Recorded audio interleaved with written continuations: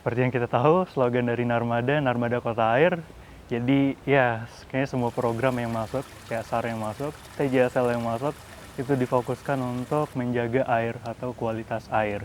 Dan utamanya tidak mencemari lingkungan dan ya, seperti yang kita tahu juga Narmada menjadi salah satu sumber mata air paling besar di Lombok khususnya. Jadi alangkah baiknya kita menjaga untuk kemudian saudara-saudara kita yang di Mataram atau sekitarnya itu ikut terjaga juga. Pot ini cukup luar biasa, salah satunya juga terkait pariwisata, itu nggak bisa kita pungkiri. Kemudian dari pariwisata tersebut muncullah ekonomi, yang dimana menjadi ekonomi kreatif atau eco-circular ekonomi juga ada.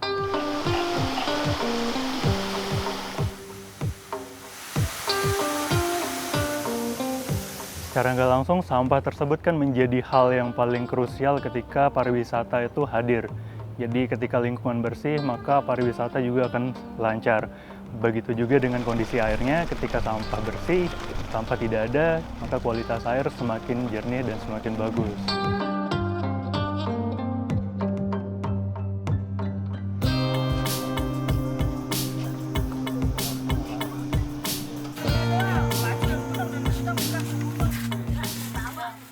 Nama saya Kurnia Wibisana, usia 26 tahun. Untuk aktivitas ada Next Level Movement di bidang waste management, kemudian ada 1000 Guru Lombok di bidang pendidikan, khususnya anak-anak di pedalaman. Untuk awal dan triggernya sendiri itu terkait dengan program kita, yaitu River Barrier. Dari PT AM melirik kita karena kita mempunyai produk, kita membuat satu barrier untuk menghalang sampah di sungai. Kenapa hal itu nggak dilakukan di Peresa yang dimana daerah intake mereka?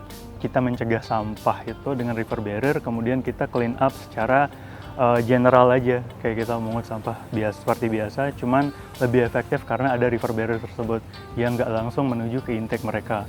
Jadi itu awal triggernya di tahun ini, di Juli. Jadi sekarang udah berjalan 5 bulan, alhamdulillah. Dan ya, itu kita melibatkan inklusivitas, yaitu kita melibatkan ibu-ibu khususnya dengan bisa dibilang ibu-ibu yang kondisinya cukup tidak baik, kepala keluarga sendiri, dalam artian cerai dengan suaminya, kemudian mereka bisa hidup dengan mengolah sampah tersebut.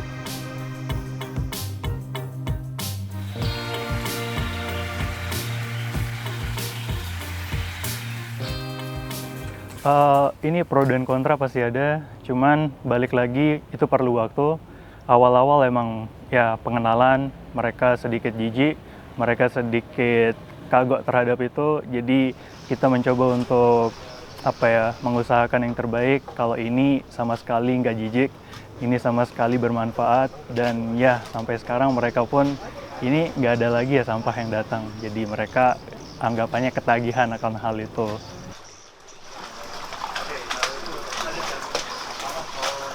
Untuk sampah di Peresa, sejauh ini kita hanya mengirim ke Surabaya karena kita berharap juga akan mendapatkan dana di sini terkait dengan alat press ataupun alat-alat lainnya yang menstabilkan terkait dengan kegiatan kita.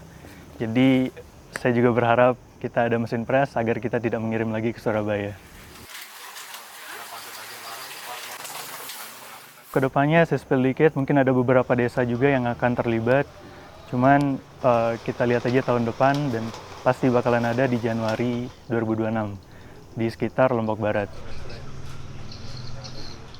Kami dilirik selalu oleh baik itu NGO ataupun LSM lainnya karena kita sangat aktif di media sosial terkait dengan waste management tersebut, dan hal ini menjadi krusial karena kita mengangkat inklusivitas, yaitu tentang ibu-ibu yang menjadi pekerja di sana.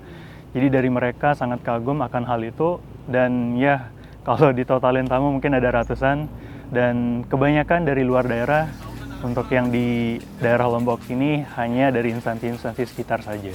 Yang kemarin ada dari Jepang dan ada dari Belanda juga, khususnya di bagian NGO yang ada di sana.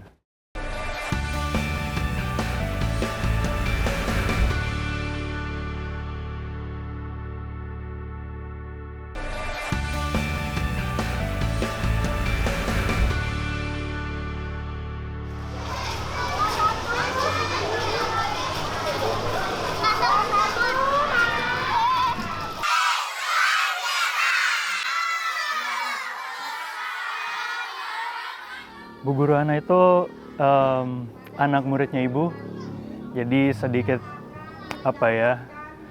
sedikit kagum juga terkait ibu. Jadi secara nggak langsung ibu Ana itu selalu mendekat kepada ibu, dan alhamdulillah ketika ilmu menyerap di ibu Ana bisa berjalan sendiri, bahkan sekarang keterima di P3K, yaitu di salah satu desa di Lombok Barat.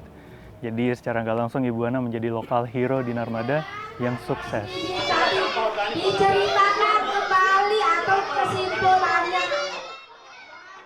Yang saya tahu karena saya pernah ikut bergabung 1000 guru itu kemarin di Mas Om itu, Mas Wibi, saya ikut bersih-bersih lingkungan. Dia berapa kali, kalau tidak salah 2 kali atau 3 kali dia bersihkan kali ini. 1 kali itu sampai hampir 1 ton. 1 kali mengangkat sampah. Itu komunitas 1000 guru itu. Itu sangat penting karena Ibu Ana itu selalu mention kemana-mana terkait dengan waste management atau pengelolaan sampah, yang dimana hal tersebut disuarakan oleh Ibu sejak tahun-tahun yang lalu. Jadi sekarang kalau bisa dibilang ada penerusnya lah dari sisi boomer tersebut. Jadi Ibu Ana sekarang udah bisa dibilang menjadi penggantinya Ibu, tapi skalanya skala guru anak SD. Jadi sekarang Ibu Ana cukup aktif di bidang lingkungan, terutama menjadi pemateri di berbagai desa-desa lah dan sekolah-sekolah. Yang keliling membersihkan sungai, membersihkan lingkungan, sampah-sampah. Mas Wibi ini gagah-gagah peduli sampah loh. Siapa yang... Nama saya Erliana Siswati, SPD. Saya bertugas di SDN 1 Keru sejak 2022. Sebelum saya menjadi guru, saya pernah menjadi staf desa, jadi kader, jadi PKK juga di Desa Narmada. Selama 17 tahun menjadi guru honorer itu saya kegiatan sosial saya banyak. Saya ikut kegiatan di Paman Sam dan juga kegiatan-kegiatan sosial lainnya, sehingga saya asik aja gitu. Profesi saya sebagai guru, sorenya saya buka les di rumah, siang dari jam 2 anak-anak les membaca menulis di sini, terus sambilnya malam kadang saya mengelola sampah juga sama bapaknya dan pergi ngajar sampah juga. Kebetulan tahun 2020 saya mendapat sekolah SDN 1 Narmada menjadi juara sekolah adiwiyata tingkat Kabupaten Lombok Barat. Nah, saya diminta sama Dinas Lombok Barat untuk melatih ke sekolah. Kebetulan tahun 2021 atau 22 itu saya dapat penghargaan dari Ibu Presiden dari mewakili guru dari Lombok Barat untuk mendapat penghargaan sebagai guru inovatif untuk di bidang pengolahan sampah.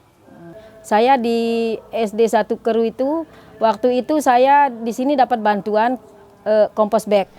Saya tawarkan ke sekolah saya yang di SD 1 Keru, saya ceritakan bahwa pengolahan sampah begini. Akhirnya teman-teman bilang, mari kita sama-sama kita buat. Akhirnya waktu itu buatlah kita pakai kompos bag kan, pakai kompos bag. Itu sisa-sisa makanan. Tapi ya namanya anak-anak yang tidak semudah kita membalik telapak tangan kan, mengarahkan mereka untuk selalu buang sampah organiknya. Di sekolah sudah disiapkan tong sampah kuning dan hijau. Itu saja yang kita tekankan ke anak-anak. Kalau sampah plastik masuk di mana, sampah organiknya masuk di mana. Tapi namanya anak-anak kan, kadang dia buang-buang, ya tugas kita lah memilah.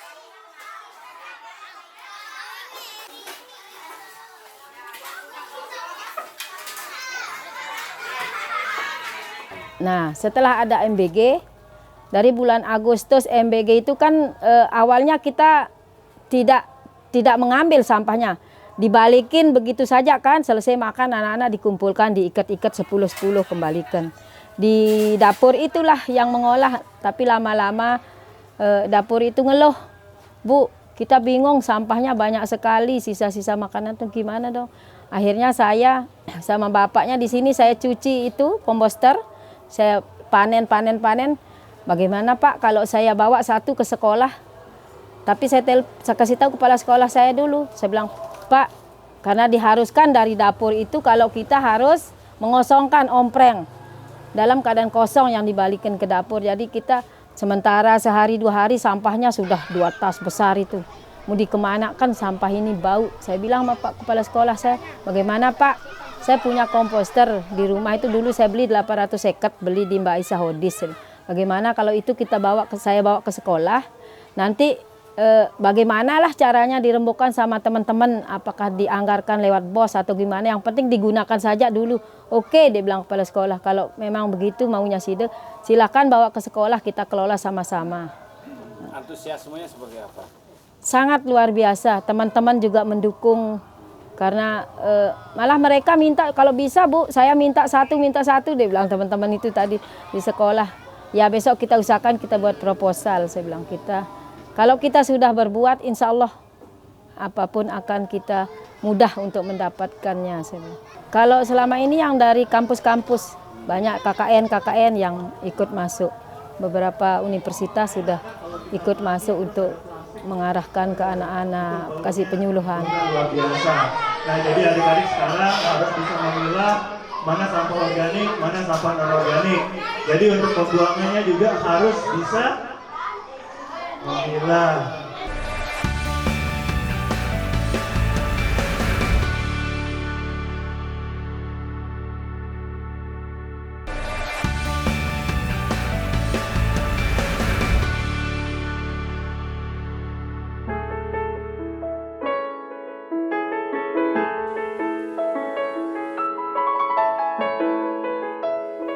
Saya Umi Ningsih, tinggal di Narmada.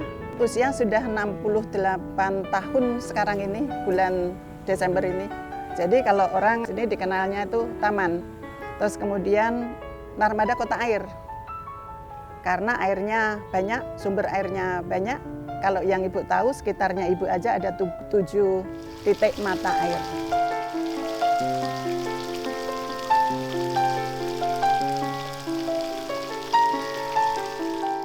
Jadi pada waktu itu Bapak menjadi kepala desa, terus kemudian Bapak menjadi kepala desa, Bapak pensiunan ini. Karena basicnya Bapak, dia dulu tugas Bapak di Dinas Pekerjaan Umum Provinsi di proyek air bersih. Jadi masalah lingkungan dia sangat ngerti dan sangat peduli. Sehingga Bapak itu pesen sama saya, karena saya ketua PKK, yang masalah dan potensi yang harus kamu pahami. 2010. Jadi masalah itu adalah di desamu, masalahnya adalah sampah, kemudian potensinya air. Masalah diatasi, walaupun tidak bisa maksimal, tapi yang penting kamu sudah ada usaha untuk ngatasi. Bagaimana ngatasi masalah itu, ada profitnya, potensi diambil profitnya untuk masalah tenaga kerja.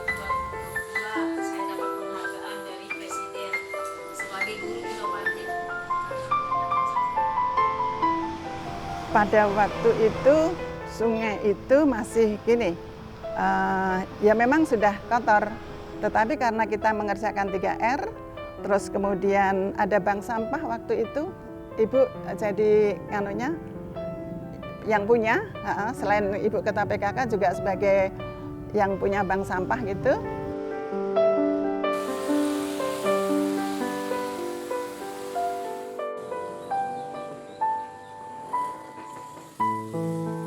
Jadi pada waktu itu Bapak ngasih tahu saya ilmu 3R, reduce, reuse, recycle, ya. Nah terus kemudian ngajarin Ibu karena Ibu basicnya waktu itu Ibu belum pensiun, juga masih ada jam dinas kan. Nah terus kemudian reduce, mengurangi. Jadi reduce, reuse, gini. Diizinkan sama Bapak untuk bank sampah itu ada di situ Mas, untuk naruh sampah, tapi dipilah ya. Untuk sampah organiknya kita buat kompos seperti kayak Bu Ana tadi, bikin kompos. Nah terus kemudian setelah bisa ada hasil komposnya kita menanam. Nah setelah ada hasil tanamannya, di situ ada masuklah program dari Bu Lolita, dosen pertanian Unram, ilmu tanah, ada kasih program RPL, Rumah Pangan Lestari. Jadi kompos-kompos itu kita buat kelompok-kelompok untuk menanam. Kayak Bu Ana tadi, ada menanam cabai, menanam terong, menanam dan seterusnya, sayur-sayuran dan seterusnya. Jadi kita sudah, waktu itu sudah banyak kelompok.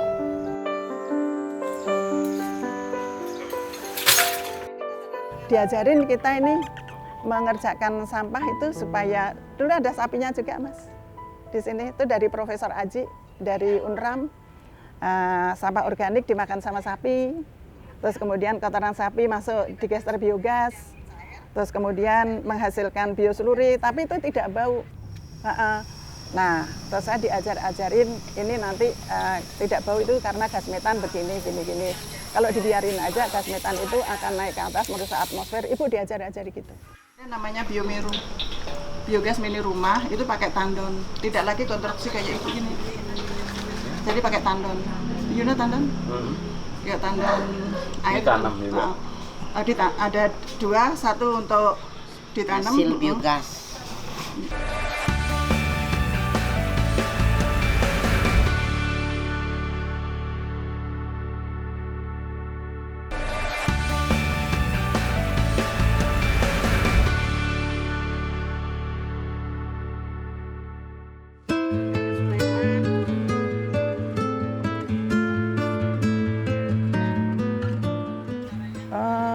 Yang jelas Ibu kenal itu tentang persampahan itu dari Bapak.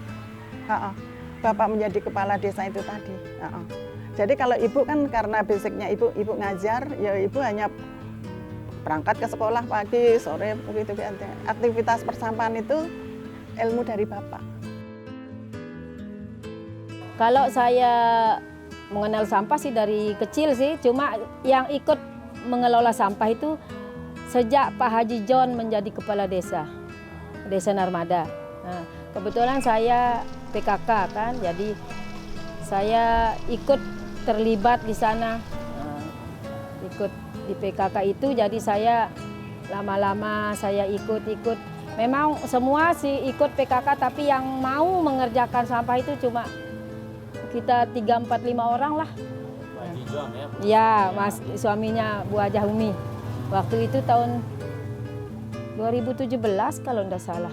Mungkin ini balik lagi, kilas balik ke belakang. Waktu itu saya masih SD, Bapak menjadi kepala desa dan Ibu menjadi ketua Ibu PKK kalau nggak salah.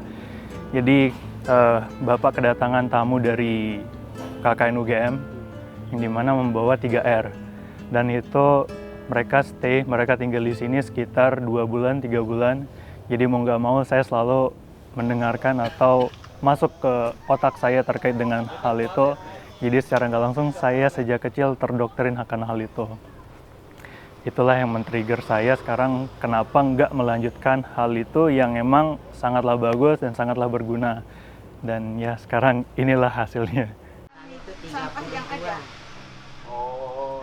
Jadi kalau Ibu Dasarnya kita pakai bioseluri itu PKK pernah dilatih pengolahan sampah itu tahun 2000 berapa belas, masih Pak Haji John jadi kades. Tapi ya hanya masuk telinga kanan, keluar telinga kiri, tidak ada yang mau peduli karena mungkin jijik atau apa. Kalau saya tetap istiqomah lah saya. Walaupun saya dimusuhin sama orang kampung, saya pernah dimusuhin lah sama orang sini tuh, tapi saya tidak peduli. yang jelas Bu Ana. Ya, Bu Ana ini masih tetap, terus kemudian dia di sekolahannya juga ngembangin. Nah, terus kemudian ada Bu Haji Asmahani. Ada Bu Haji Asmahani itu masih juga tetap. Nah, terus waktu berjalan, Bapak tidak menjadi kepala desa, otomatis saya sudah tidak lagi ketua PKK gitu ya. Terus saya berpindah menjadi ini Mas, Laboratorium Hijau, KPS, Kelompok Pengelola Sampah.